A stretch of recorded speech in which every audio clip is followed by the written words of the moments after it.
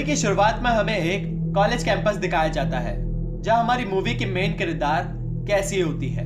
कैसी एक 17 साल की टीनेजर थी जिसने अभी अभी अपनी माँ को एक कार एक्सीडेंट में खोया था और इसी कारण वह डिप्रेशन का शिकार थी। कैसी अपने पिता के साथ रहा करती थी। दूसरी तरफ कॉलेज में कैसी का एक बॉयफ्रेंड था जिसका नाम लियम था। चलो अब बढ़ते हैं मूवी की तरफ। कैसी कॉलेज कैंपस में लियम से बात कर रही होती है। लियम एक प्लेयर होता है जिसके कुछ दिनों से प्रैक्टिस चल रही होती है। कैसी लियम को रात में डिनर के लिए पूछती है मगर लियम उसे इग्नोर करके वहां से चला जाता है।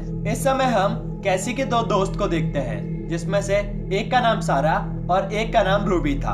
अब सीन सीधा रात में शिफ्ट हो जाता है जहाँ कैसी और रूबी लियम की प्रैक्टिस देख रहे होते हैं। इसी दौरान रूबी कैसी को AMI डिवाइस के बारे में बताती है पर कैसी उस पर ज्यादा ध्यान नहीं देती और प्रैक्टिस खत्म होने के बाद लियम से बात करने की कोशिश करती है पर यहाँ पर भी लियम उसे इग्नोर करके वहां से चला जाता है। अगले सुबह कैसी जॉगिंग करते हुए उस जगह पर पहुंचती है जहां उसकी मॉम का एक्सीडेंट हुआ था, जहां पर पास ही में उसे एक AMI डिवाइस दिखाई देता है।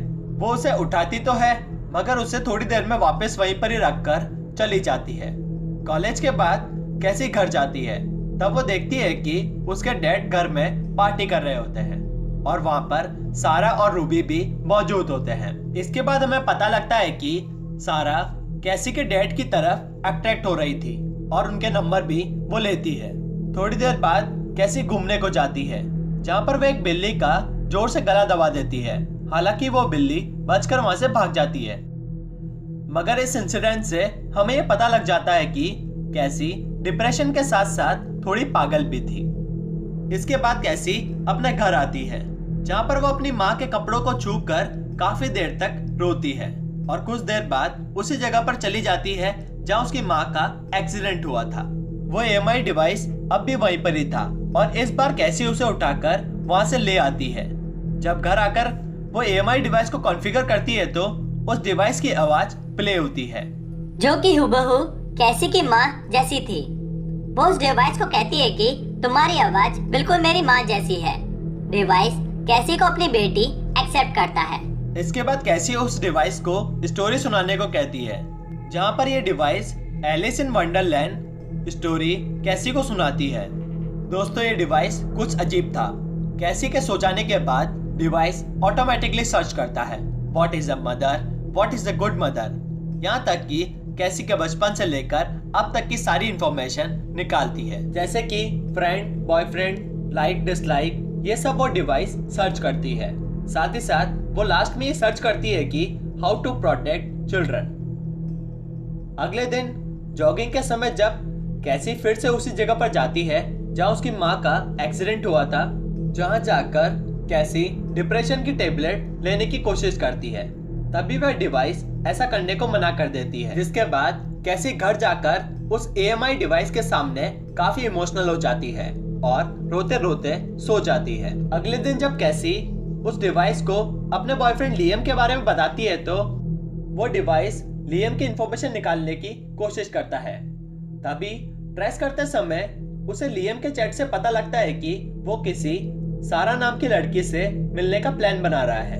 इसके बाद वो डिवाइस सारा की इंफॉर्मेशन निकालने की कोशिश करता है जिसमें उसे पता लगता है कि सारा की नजर कैसी के बॉयफ्रेंड पर है। तभी वो डिवाइस कैसी को सारा के घर चलने को कहता है और कैसी ऐसा ही करती है। जहाँ सारा के घर पहुंचने पर कैसी को लियम सारा के घर से बाहर निकलता हुआ दिखाई देता है। इसी दौरान सारा को कैसी के डैड का कॉल आता है। तभी सारा फ्राइडे को उनसे मिलने का प्लान बनाती है। इसके बाद सारा एक वीडियो रिकॉर्ड करने लगती है जहां वो कैसी और लियम के बारे में बात करती है, जहां हमें पता लगता है कि सारा कैसी से नफरत भी करती है और उससे जलती भी है। अगले सीन में जब कैसी सारा के घर पहुंचती है तो उसे वह जान से मार देती है जो कि उसे डिवाइस ने करने को कहा होता है। लेकिन कैसी को यह पता नहीं होता है कि सारा के फोन में ये सब कुछ रिकॉर्ड हो रहा होता है। जिसके बाद कैसी सारा की लाश को लियम के बैकयार्ड में जाकर छुपा देती है, मगर छुपाते समय एक फार्मर गर्ल उसे ये सब कुछ करते हुए देख लेती है और वह इसीलिए कैसी उसे भी मार देती है। अगले दिन कॉलेज में कैसी लियम को रूबी के साथ फ्लर्ट करते हुए देखकर गुस्सा होकर वहां से चली जाती है और जाने से पहले लियम के साथ रात में मिलने का प्लान बनाती है। रात में लियम के आने से पहले कैसी स्टेयर्स पर शैम्पू गिरा देती है ताकि लियम गिर जाए और ठीक ऐसा ही होता है।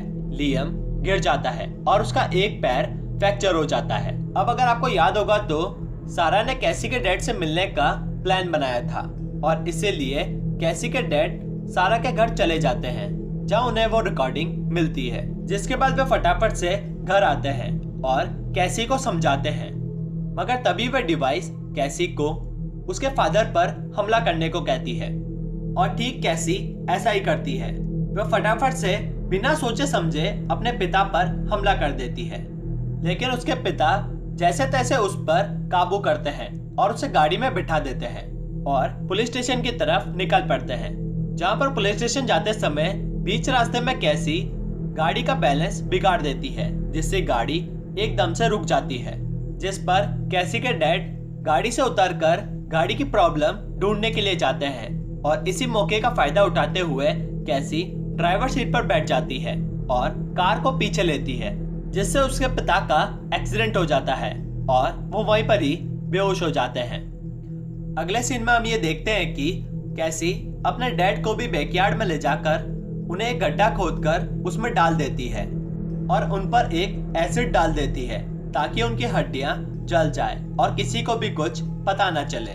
जिसके बाद कैसी घर आकर रूबी को वीडियो कॉल करती है, जहां पर रूबी कैसी से सारा के बारे में पूछती है, जिस पर कैसी कुछ न पता होने का बहाना करके फोन को काट देती है। इस कॉल के बाद रूबी लियम से भी मैसेज करके पूछती है, मगर उसे भी कुछ पता नहीं होता है और वह ये कहकर मैसेज करना बंद कर देता है।